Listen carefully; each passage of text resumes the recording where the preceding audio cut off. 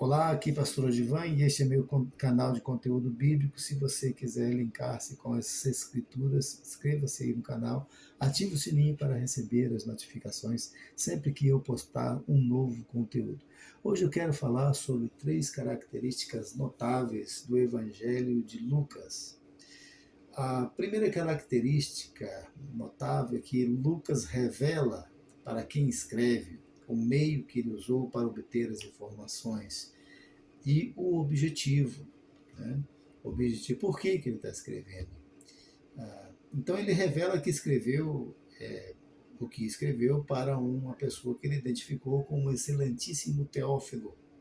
Teófilo quer dizer amigo de Deus. Alguns estudiosos acham que esse excelentíssimo Teófilo era título de uma pessoa, talvez até de um grupo de pessoas. Mas eu prefiro pensar que era uma pessoa, um discípulo novo, que precisava de crescimento espiritual, precisava de ser discipulado, na verdade. Né? Então, ele escreve a um excelentíssimo Teófilo. Esse nome só aparece no Evangelho de Lucas e no livro de Atos. Ambos, Lucas e Atos, são atribuídos à autoria de Lucas, o médico amado e companheiro de Paulo nas viagens missionárias.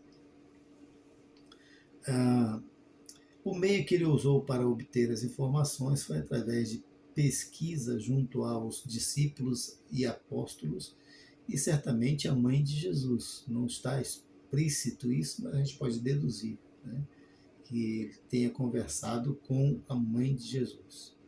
Está escrito, está explícito que ele conversou com aqueles que foram ministros da palavra, certamente os apóstolos, mas ele pode ter conversado, com certeza, com Maria também. Isso não está explícito, mas está implícito. Né? Então, já o objetivo foi para que Teófilo tivesse certeza das coisas de que já estava informado.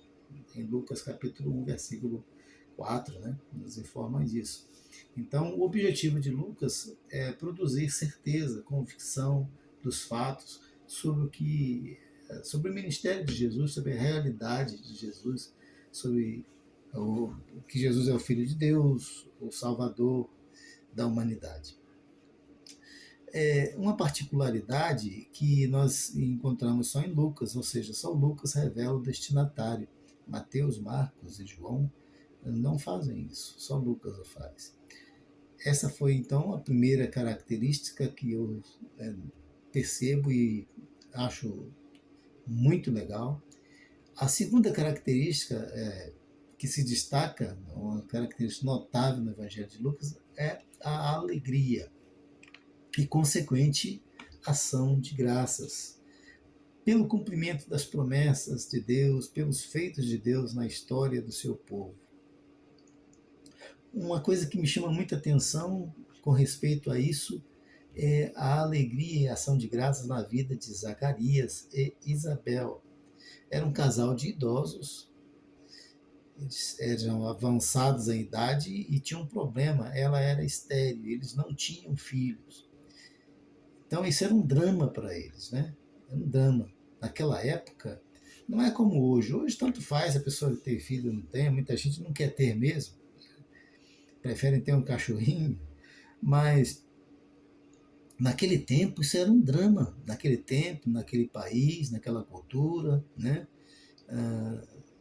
Naquele povo era um drama muito grande. Na verdade, era uma maldição, especialmente para a mulher. Ela era considerada maldita porque não podia ter filho, porque era estéril. Então, Deus entrou com providência, né, na vida daquele casal. Agora, nota uma coisa, eu fico assim realmente impressionado, porque apesar deles viverem esse drama, avançada idade, sem filhos, com certeza vivendo vexame, a sociedade, né, sempre cochichava, coitados, os amaldiçoados, não tem filho, não tem descendência, não vai deixar descendência para o reino do Messias, essas coisas todas, né? mas eles não desanimaram de servir a Deus.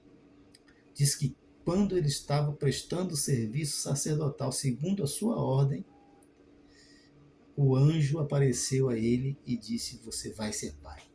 E vai ser pai de um filho muito especial. Esse seu filho vai ser o precursor do Messias, vai ser a voz do que clama no deserto, que vai preparar o caminho do Senhor, ou seja, vai preparar o caminho para Jesus Cristo, Salvador. E esse menino até era primo de Jesus, João Batista, né? Então, é uma coisa muito importante que eu vejo, olha, muitas vezes a gente perde a esperança porque temos um drama, temos um problema, vivemos assim uma vergonha, vivemos um vexame, né? Uma situação que nos causa, que nos entristece, que nos paralisa. Muitas vezes deixamos de fazer o que devemos fazer, de servir ao Senhor, de prestar o nosso serviço. Eles não pararam, eles não se acomodaram de jeito nenhum. Estavam ali, humildemente, servindo a Deus, esperançosos. E, exatamente quando ele estava servindo, o anjo de Deus apareceu e anunciou que ele iria ser pai. Então, e foi uma explosão de alegria na vida daquele casal. No versículo 25, capítulo 1, Isabel, é um versículo só, mas ela expressa a sua alegria, uma alegria assim pela libertação que Deus estava dando a ela. É isso que ela se sentiu, liberta, né?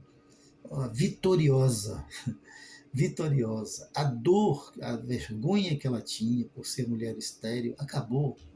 E ela vai ser mãe, não é mãe de qualquer filho, de um filho muito especial, né?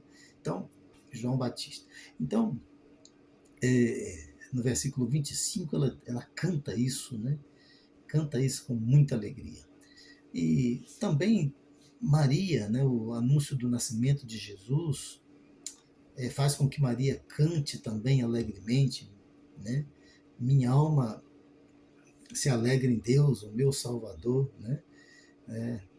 Minha alma engrandece ao Senhor, meu espírito se alegra em Deus, meu Salvador. Então, ela canta também alegremente. Então, como eu disse, é um clima de muita alegria.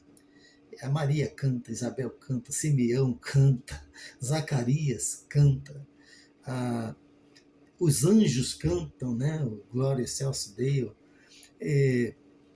Enfim, a alegria é uma marca dos escritos de Lucas, até nos últimos versículos, no capítulo 24, versículos 52 e 53, diz que o povo continuou com grande júbilo, né? Todos os feitos do Senhor, esperançosos, estavam com muita alegria, o júbilo era marcante, a alegria era marcante na vida dele, e continua essa mesma alegria no livro de Atos, também atribuída à autoria de Lucas. A alegria na partir do pão, partiam com alegria e singeleza de coração, alegria na casa de Cornélio, alegria na vida da família do carcereiro, que estava prestes a se matar, mas se converte, Jesus entra na vida dele, e a alegria na sua casa, e a alegria por todo o livro de Atos também. Então, para mim, essa alegria é uma coisa marcante em Lucas. A terceira característica notável que eu vejo no Evangelho de Lucas é a presença marcante do Espírito Santo. Lucas quis acentuar que Jesus não estava só. O Espírito Santo habitava nele. Já no batismo, o Espírito desceu sobre ele, diferenciando-o de todos os outros batismos, e nenhum outro batismo viu-se o Espírito Santo descer em forma corpórea de pomba sobre ele. Em nenhum outro batismo ouviu-se a voz de Deus, só no batismo de Jesus. Então, o Espírito Santo, no batismo de Jesus, logo depois do capítulo 4, o Espírito Santo o impele para o deserto para ser tentado pelo diabo. E aqui a gente fica às vezes perguntando, né? Deus conduz alguém à tentação? Olha, entenda que esse caso é um caso diferente, não é que Deus induziu a tentação, não é isso. Deus estava apresentando para Satanás o, o último Adão, o novo Adão, né? O novo homem, o homem que iria destruir as obras do diabo, conforme havia sempre ensinado desde o Velho Testamento, desde Gênesis, né? Que mandaria alguém, prometendo a alguém um Cristo ungido para desfazer as obras do diabo. E lembrando que Adão, lá no Éden, no jardim, caiu na tentação. Né? Adão caiu na tentação no jardim.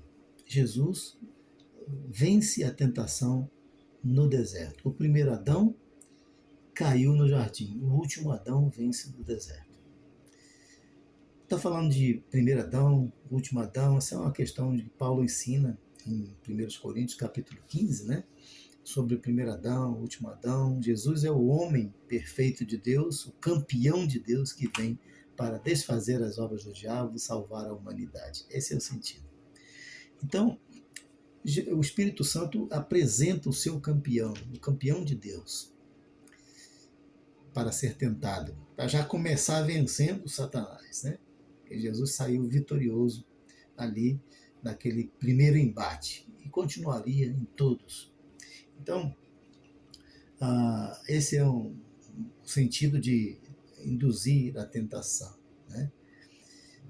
Ele declarou, né, o Espírito Santo, aliás, o próprio Jesus declarou que, conforme Isaías havia prometido, havia profetizado em Isaías capítulo 61, versículo 1 e 2, Jesus reconheceu que aquela profecia se estava falando dele. Ele se reconhecia como o ungido do Senhor. Ele disse: o Espírito do Senhor está sobre mim para libertar os cativos, para restaurar a vista aos cegos. No capítulo 4, versículo 14 e 18, deixa bem claro isso. Jesus, ao sair da tentação, continuou o seu ministério na presença, cheio do Espírito Santo, conduzido pelo Espírito Santo. Então essa é a marca característica. Batismo, o Espírito Santo, no deserto, conduzido pelo Espírito Santo, iniciando o ministério e continuando com o Espírito Santo, na direção do Espírito Santo. E termina quando o Evangelho de Lucas acaba? Não, continua em Atos dos Apóstolos, o Espírito Santo atuando na vida da igreja, na vida dos apóstolos. Alguém já disse que o título do livro de Atos não deveria ser Atos dos Apóstolos, mas Atos do Espírito Santo. Eu concordo. Né? Porque, na verdade, os apóstolos fizeram o que fizeram porque estavam cheios do Espírito Santo. Então, o mesmo Espírito continua atuando efetivamente na vida dos apóstolos, após a morte de Jesus. As pessoas que queriam se ver livres de Jesus não conseguiram, porque Jesus continuou vivendo na vida dos apóstolos. E essa é uma coisa bonita, né? De se ver, de se ouvir e de pensar. E Jesus quer continuar habitando em nós. Jesus quer continuar usando-nos também. O Espírito Santo quer continuar usando a igreja, que é formada por mim e por você. Né? Deus quer continuar nos usando hoje para sermos uma bênção. E só podemos ser uma bênção de fato se estivermos cheios do Espírito Santo. Então essas são as 3 características notáveis de Lucas que eu destaco. Primeiro, ele revela o destinatário, o meio pelo qual escreveu, né, a esse destinatário, e o objetivo que ele escreveu a este destinatário. O segundo, que a alegria marcante no Evangelho de Lucas, também em Atos dos Apóstolos. A alegria, a festa, os anjos cantam, Maria canta, Zacarias canta, Simeão canta, todo mundo canta, né? Isabel canta, todo mundo canta de alegria, feliz por aquilo que Deus havia feito na vida deles, pela libertação de Deus, pelo cumprimento das promessas. E por último, em terceiro lugar, a presença marcante do Espírito Santo, conduzindo em todos os momentos, presente em todos os momentos, na vida de Jesus e também na vida da igreja. Bom, Deixemos o Espírito Santo agir em nossas vidas também. Abre o seu coração para Jesus, creia e Ele fará morada em você e você vai também ser uma bênção, realizar as obras de Deus no nosso tempo, nos nossos dias, na nossa cultura. Ele quer muito fazer isso, só depende da nossa fé. Creia, em nome de Jesus.